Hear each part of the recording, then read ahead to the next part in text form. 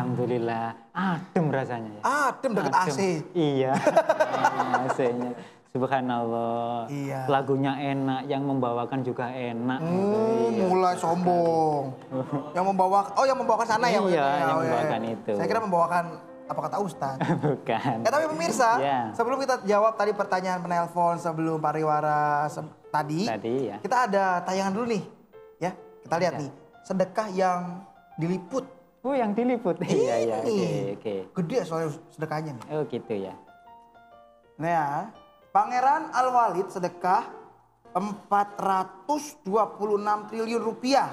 Ya, hebat ya sedekahnya rupiah. Padahal itu dari Arab ya. Wih, triliun. Oh, triliun loh. Wih. Kira-kira kalau uang segitu dibelikan kerupuk dapat berapa ya? Wow, saya Indonesia Raya. Nah, iya. Ya, gak usah jalan aspal, jalan kerupuk. Nah ya, subhanallah gitu. Itu besar sekali ya. Benar. Nah, gitu. Nah, tapi gimana Ustadz? Ini kan Nah. saya tidak tahu lagi ya ini ceritanya bagaimana. Tapi yang pasti bocor ke media. Ke media ya betul Berarti si sekali. Al-Walid ini gimana? Apakah disebut ria sama seperti yang tadi tanyain Yang sama Mas ditanyakan, Adit tuh? Iya. Ini keterangannya seperti ini Mas Ruli. Apapun ketika itu hubungannya dengan hati seseorang, Iya. kita tidak bisa untuk menjustifikasi orang itu ria atau tidak. Karena itu adalah tanggung jawab si orang tersebut dengan Allah Subhanahu wa Oh gitu. taala. Oke, betul. Jadi hanya tergantung dari yang tadi, Walid tadi ya. Iya. Dia itu di hatinya untuk ria atau bukan, seperti itu. Seperti itu ya, ini intinya.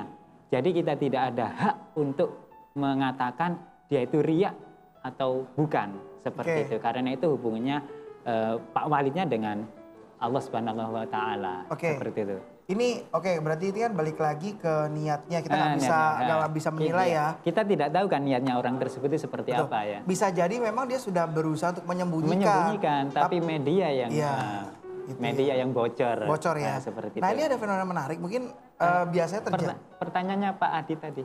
Ya itu kan jawabannya bukan? Oh, ada lagi juga. Oh, ada banyak. Oh, iya. Kelihatan pinter loh ya, jawabannya panjang. Seperti itu ya. Tapi yang jelas apa itu sedekah disembunyikan itu betul sekali Pak Adit. Itu yang memang didamba-dambakan seorang muslim itu seharusnya sedekah yang bahkan tangan kanan bersedekah, tangan kiri tidak mengetahui. Oh. Saking sembunyinya. Sembunyi-sembunyinya ya. Tapi ketika bersedekah terang-terangan itu ada dua hukum. Diperbolehkan dan tidak diperbolehkan. Yang diperbolehkan itu ketika kita niatnya adalah memberikan tauladan. Memberikan teladan, memberikan contoh agar semua orang meniru. Iya. Itu boleh. Tapi kalau kita menunjukkan, menunjukkan ini loh saya bisa mengeluarkan uang seperti ini. Itu juga ria.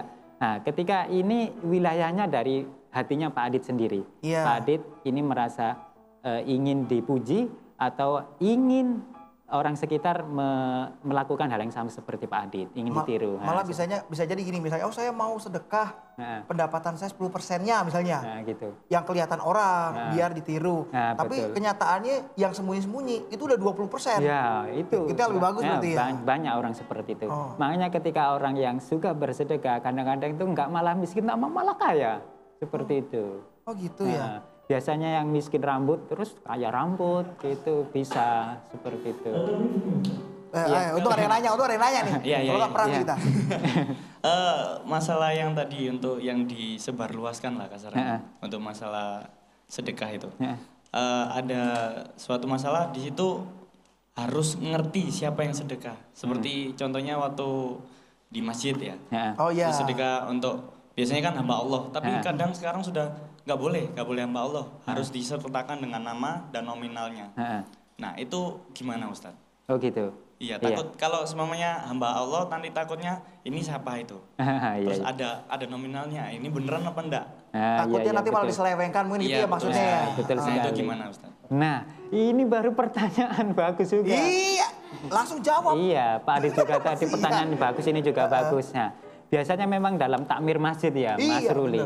Itu memang secara uang masuk itu harus ditulis namanya lengkap, terus nomornya berapa. Tapi nanti ketika diucapkan di pengumuman misalnya Jumatan, itu disebutkan misalnya orangnya tidak mau disebutkan, itu disebutkan hamba Allah. Tapi secara tertulis tercatat dicatat nama asli dan nominalnya berapapun juga. Biasanya orang kan lebih baik gini. Ini saya bersedekah, misalkan saya nih ya, misalkan saya bersedekah 2 miliar gitu, misalkan. Terus, tapi jangan disebut nama saya loh. Oh ya, enggak apa-apa, cuma saya tulis saja di sini. Nanti ketika saya umumkan tidak disebut namanya. Nah, biasa seperti itu tidak apa-apa. Jadi tidak saling menjaga ya. Saling menjaga. Dari takmir itu menjaga apa? Kerapian dan kejelasan. Kerapian dari sumber dananya itu. Sumber sedekahnya. Juga menjaga dari yang bersedekah itu. Nah, sekarang ngomong-ngomong soal sedekah, saya jadi mau nanya nih Ustaz. Tadi kan sedekah kan dari tadi dibahas soal rezeki nih, ya kan? Tapi sebelum ngomong soal rezeki, kita mau yang satu ini. Iya, itu yang mau saya ingatkan. Iya, udah. Nih, yuk. Mereka nggak minta sedekah kita. Mereka hanya berharap kita membeli apa yang mereka jual, gitu. Ini kan berarti mungkin sering kali kita temui ya, ada orang yang mungkin tidak layak untuk bekerja secara usia misalnya atau secara kondisi fisik sudah tidak memungkinkan, tapi mereka tetap berusaha keras. Nah, kalau dikasih uang, misalnya marah ya. Aku tuh jualan. Nah, ya, jangan dikasih, saya bukan pengemis. Betul. Gitu, ini gimana dong Ustadz? Itu orang-orang mulia. Di sisi Allah termasuk orang-orang yang mulia. Karena mereka tetap berusaha. Tidak mengandalkan yang namanya belas kasihan orang lain. Seperti itu. Jadi mereka benar-benar memanfaatkan rahmat Allah Subhanahu wa taala. Jadi semua makhluk ini dikasih rahmat oleh Allah Subhanahu wa taala untuk bekerja. Dikasih kesempatan di situ. Mereka meskipun seperti dengan kondisi seperti itu, mereka memanfaatkan rahmat Allah, itulah orang-orang yang mulia di sisi Allah. Oke, baik. Semoga juga orang suka bersedekah Ustaz ya. Seperti itu. Assalamualaikum. Assalamualaikum. Waalaikumsalam. Dengan Mbak siapa nih Mbak? Dengan Aryani di Surabaya. Iya, Mbak Ajem. Mbak Aryana. Oh Aryana, pakai grande nggak? Iya, ini mau tanya Pak Ustadz. Oh iya. Ya, mau tanya apa? Silakan Mbak Aryana. Iya. Bersedekah itu lebih baik berapa persen dari harta yang mohon maaf Mbak Aryana, ini suaranya bisa lebih kencang lagi nggak? Iya. Nah, kalau perlu pakai tolak. Nah, biar lebih enak nih. Gimana Mbak Aryana? Sedekah ini lebih baik berapa persen dari harta yang kita punya ya Pak Ustadz? Oh, jadi sedekah yang baik itu berapa persen sih, Ustaz? Oh, itu iya. Ya, sama mau tanya dari harta yang kita punya ya. Iya, orang betul, yang dikatakan dermawan itu gimana ya Pak Ustadz dalam sedekah? Dan orang dermawan itu seperti apa? oh, itu iya. Nah, cuma itu aja atau nanya status saya? modus. Udah Mbak Aryana udah? Sudah. Oh sudah ya. Sudah Ustadz, jangan nambah-nambahi. Makanya itu. Oh makanya itu ya, ngomong siapa kok? Iya, memang seperti itu. Yang pertama memang persentasenya 2,5% Mbak Aryana. Jadi dari harta kita yang terkumpul, itu ada ulama yang mengatakan terkumpul selama setahun. Iya, jadi zakat ya. Menjadi zakat mal 2,5%-nya harus dikeluarkan di situ.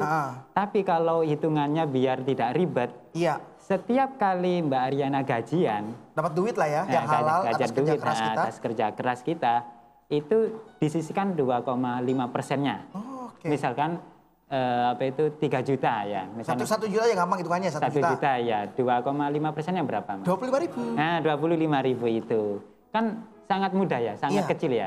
Sangat kecil, 25.000 bisa kita sedekahkan ke misalkan ke orang tua. Tapi kalau ke orang tua 25.000 itu sangat sedikit banget ya. Kebacut lah ya. Kebacut gitu. Dengan gaji misalkan 3 juta itu 75.000. 75.000 itu, tapi kalau disedekahkan ke orang tua itu mungkin 1 juta dan lain sebagainya, sudah melebihi syariat. Seperti itu, tidak apa-apa. Kalau soal dermawan tadi, orang bisa dibilang dermawan dalam Islam jika orang itu ringan tangan selalu membantu. Jadi tidak hanya sifatnya materi uang, tapi jika dia orangnya suka membantu kesulitan, itu disebut orang yang dermawan. Nah, dalam banyak cerita tentang orang dermawan itu, orangnya itu ringan tangan. Ringan tangan. Misalkan ketika ada tetangga kita ada gawe, ya seperti itu. Dia itu secara ikhlas langsung. Kita malah bantu tanpa harus disuruh. Atau menyediakan lahan kita buat gawenya. Iya seperti itu. Jadi orang-orang seperti itu insya Allah umurnya panjang-panjang. Amin. Nah, juga materi juga. Materi juga bisa ya. Bisa juga. Pokoknya orang yang gemar bersedekah, baik itu berupa materi atau jasa itu disebut dermawan. Oke. Ini ada pertanyaan singkat dari Mbak Tantri ya. Saya panjang sekali Pak Ustadz. Oh iya, dalam satu kata coba. Satu kata loh ya, satu kalimat. Enggak, kan tadi kan kita diharapkan untuk selalu bersedekah gitu ya Pak Ustadz. Ya. Nah, sekarang yang harus diutamakan untuk diberikan sedekah siapa sih Pak Ustadz? Ada yang bilang nggak usah susah-susah kita cari panti asuhan, anak-anak lain, orang terdekat aja seperti keluarga itu harus diutamakan, katanya seperti itu. Jadi sebenarnya siapa sih yang harus diutamakan untuk yang diprioritaskan ya, mana dulu tuh.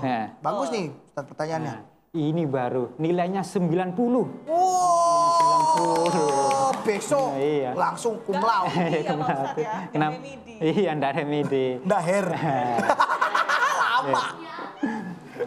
Yang paling utama adalah sedekah kepada ibu orang tua. Nah, jangan sampai orang tua kita terlantar, tapi kita memperhatikan yang lain. Jangan sampai. Utamakan yang terdekat dulu, keluarga, yaitu ibu dulu. Ibu, bapak, setelah itu saudara-saudara. Kalau semua sudah tercukupi, sudah makmur, baru kita boleh mempertimbangkan ke fakir miskin, ke anak yatim piatu, dan sebagainya. Jadi jangan ini dulu ya, jangan berpikir jauh dulu. Kita lihat dulu di keluarga kita, bagaimana mereka kondisinya seperti itu. Ada telepon lagi kayaknya. Alhamdulillah, ini ada yang nanya, tapi gimana nih kita angkat aja boleh ya? Boleh. Masih ada. Ini penelpon terakhir. Terima kasih atas atensinya dan Assalamualaikum. Waalaikumsalam. Iya, dengan Bapak siapa nih Pak? Dari Bapak Kumono di Gresik. Oh, Pak Sumono Gresik.